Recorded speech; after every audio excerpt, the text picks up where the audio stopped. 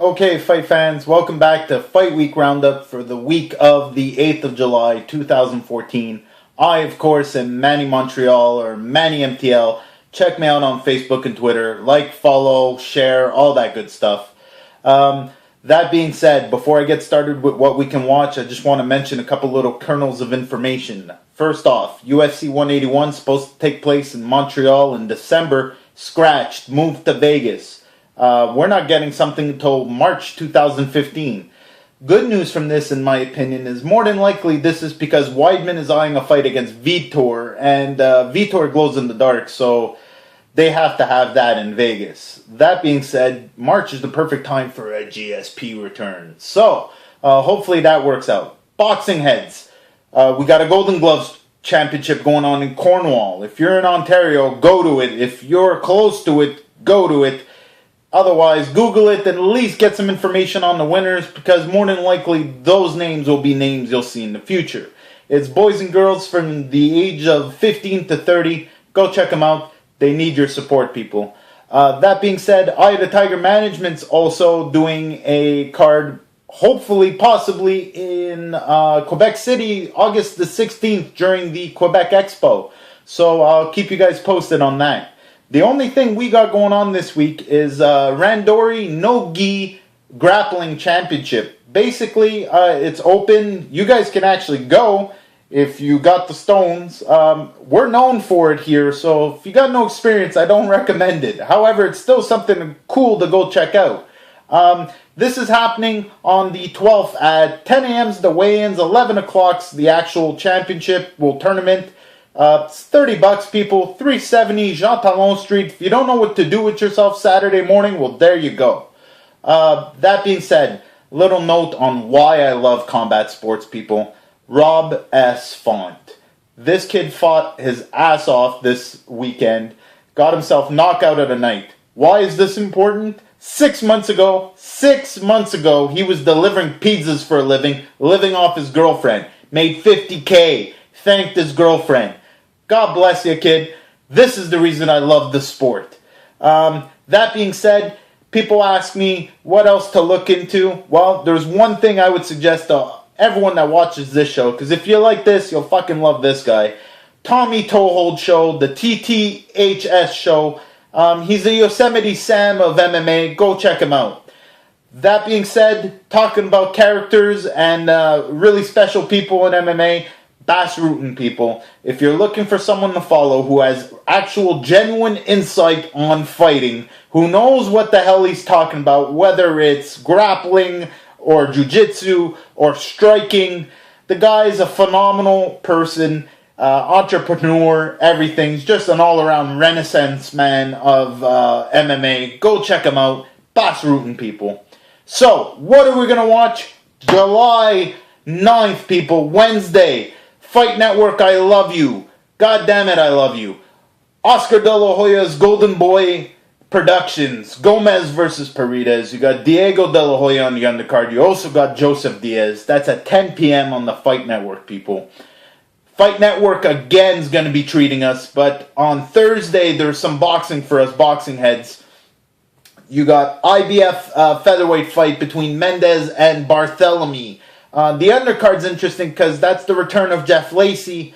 Also, for Montrealers, there's a familiar face. Edison Pantera Miranda's fighting on that too. That's going to be on Fox Sports 1 at 7 p.m.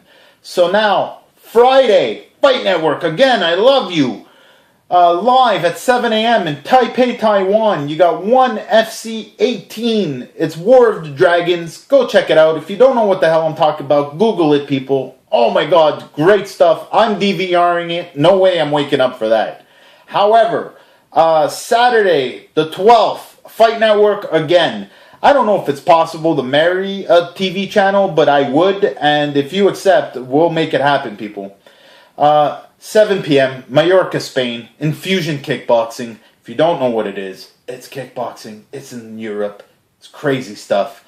Now, the best part about that is, when you're done watching that, right afterwards, on tape delay, Battlefield MMA from BC in the Hard Rock Casino.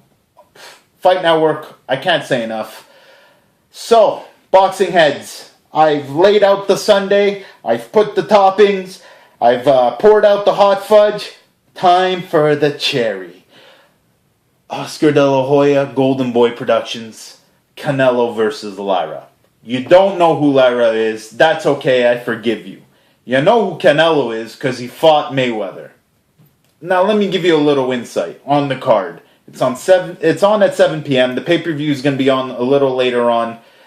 On the undercard, you got some good names. You got Abner Mares. You got Juan Manuel Lopez. You got Mauricio Herrera. He's fighting. Now, the reason Lara is interesting, the reason this fight's interesting, number one, let me tell you who Lara is. Cuban defector. Automatically means he's great at sports, I guess. The kid's 22-1. Before I get to who the one is, let me talk about a couple of his last opponents. Number one, Austin Trout. Unanimous decision.